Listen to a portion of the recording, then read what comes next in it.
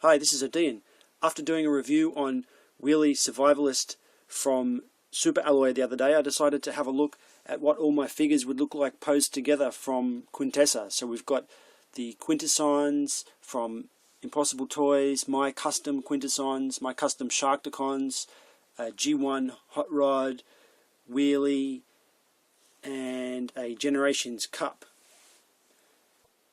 Most of these figures don't really transform, so this is not going to be a full-on review, but I think I'm going to just give you a close-up look of each one of these things so you can see how cool they are.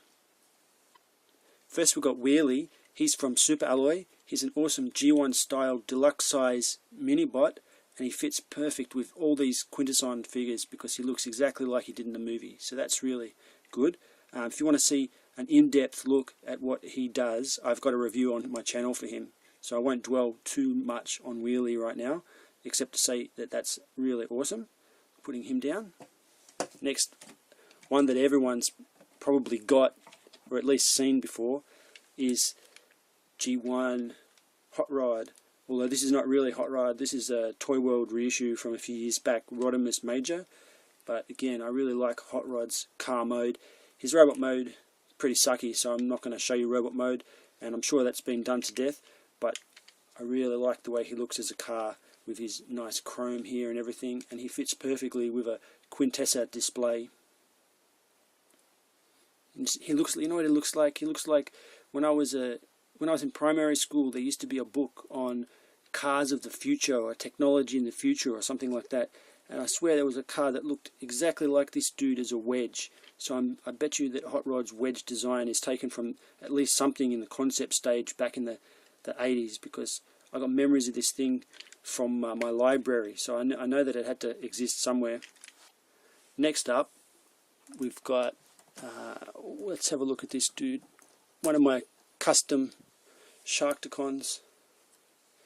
So I love these guys. I was bored a couple of years ago. I just had nothing to do, and I had a little bit of plasticine left over, and I don't know why, I just started to sculpt this plasticine face, this big blob, and it turned out to be a Sharkticon. After I got the face section done, I spent a bit of time and made extra bits for the legs and feet and arms and all that. Did a mold out of RTV silicone rubber that I bought from www.dalchem.com.au, an awesome shop where you can buy some art chemicals online, and especially if you're in Australia, it's got good shipping for Australians. And this is the end result, poured in urethane resin. So it's not super tough. I mean, it's strong enough to hold the weight by this little section, so you can make some good display, do some good diorama setups. But if I was to drop it, even from this height, it will probably smash into 4 or 5 pieces on the ground. So it's not tough like a toy. But when they're painted up, he almost looks like a toy. I mean, my sculpting isn't crisp like the sculpting on a real product, but I think it looks pretty cool. I've always been really happy with these guys. Nice shiny green eyeballs.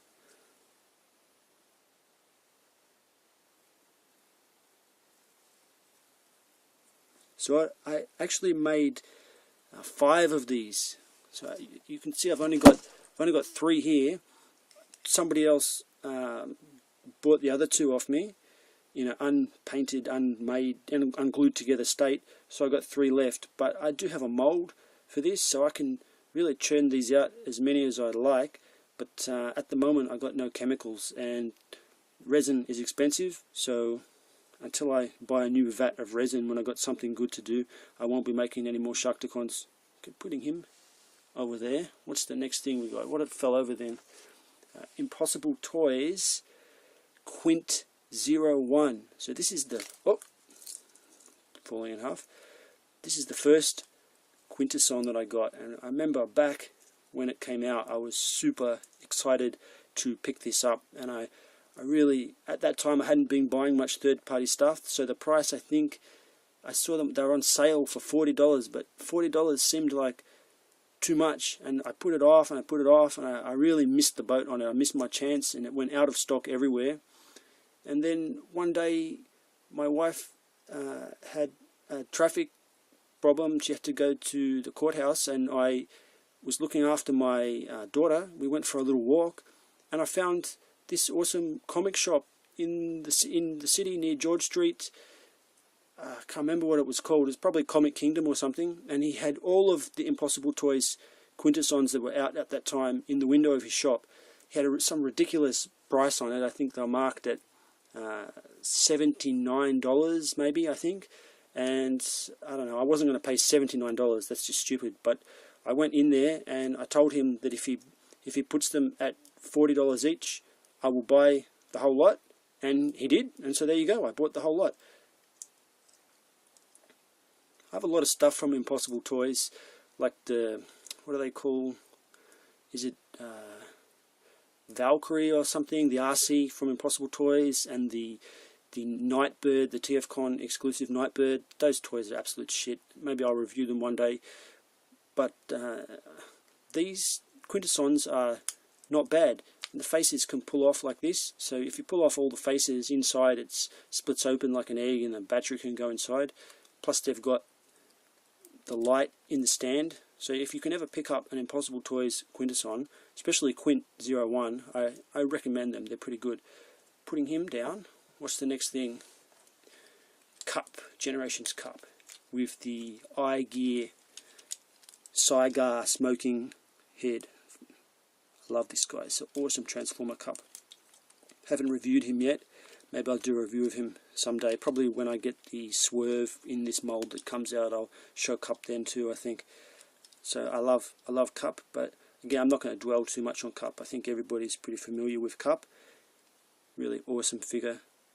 Not this version with the cigar. I think he doesn't really fit in a Quintessa diorama, but I couldn't be bothered to find the other head and put it back on, so that'll do for him now. Next, what have I got? Next, couple of sharks. This dude, he is Impossible Toys Quint 04, I think. Probably the worst one that they've made, out of the ones I've got anyway. There's another, even uglier one, I think, number 5. But I don't even remember seeing this guy in any cartoon or movie. I don't know why they made him. And the only reason I've got him is because it was a job lot. The deal with that comic shop guy was that I buy the whole lot, and so I ended up with this one. He's pretty ugly, but you know, doesn't hurt to have, I guess. I think the biggest problem I've got with this guy is that his sculpting is kind of lackluster. It's doesn't know what it's trying to be. Is it a Quintesson? Is it a muscle dude? Is it a robot? Some kind of generic spike details have been thrown on. I mean, maybe it's just that I don't know what the source material is. Possibly he's appeared somewhere and I'm just not familiar with it.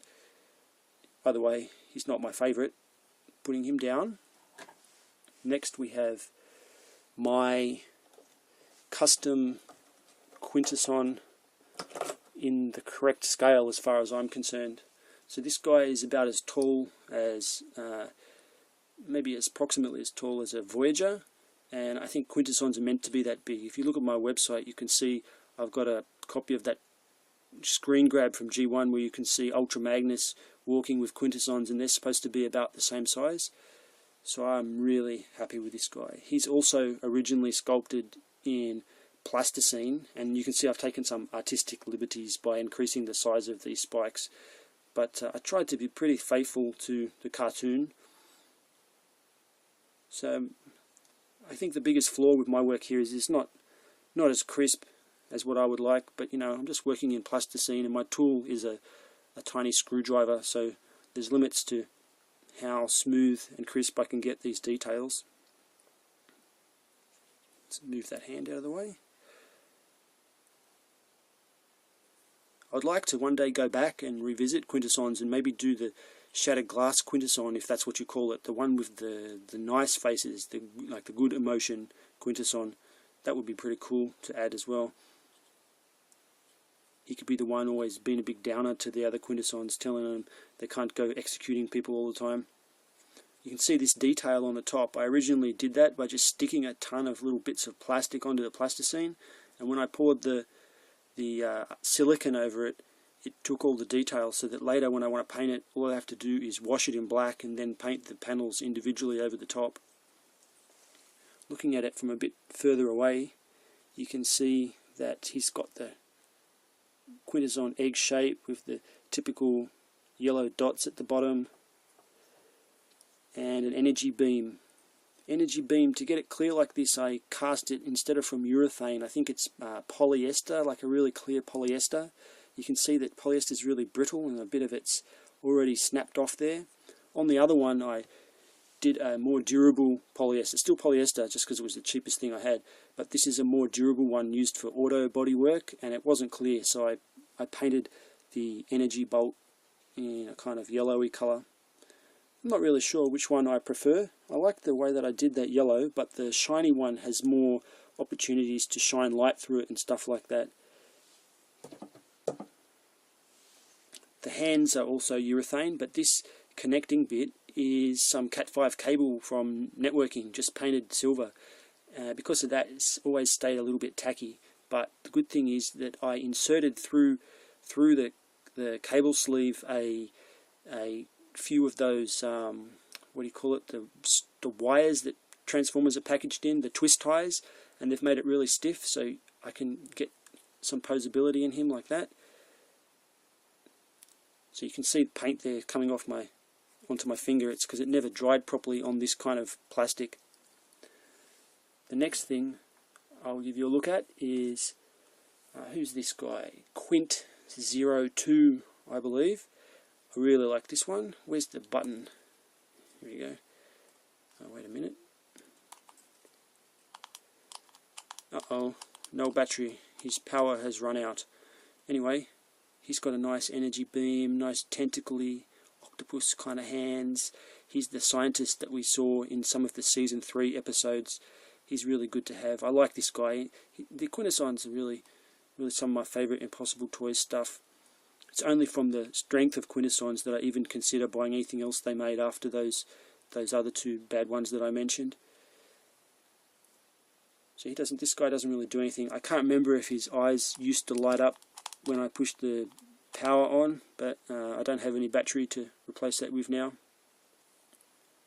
One thing to note is that his tentacles have the same tackiness problem as my Quintesson. The paint has never dried on these tentacles, and you can feel there's a little bit of tackiness to them, and the paint actually stuck to his box when he was in storage and pulled off when I got these out today, so that's a bit of a downer. The next guy we've got is, I think this is Quint03. So strangely enough, his tentacles aren't tacky like the other ones, so they're obviously made of a totally different material, either in the paint or in the tentacle itself. And I really like the fine detail we've got on these little nodules, and they've taken the time to even paint these little purple bits here. He's got an awesome face. Hang on, focus. So he's just like the one from the 1986 G1 movie, who asks the judges to pass judgment. He's really good. His tentacle sections can rotate like that, so he's got some posability where there's not much posability in the other ones. So he has a button too on the back. He's got a bit of power left.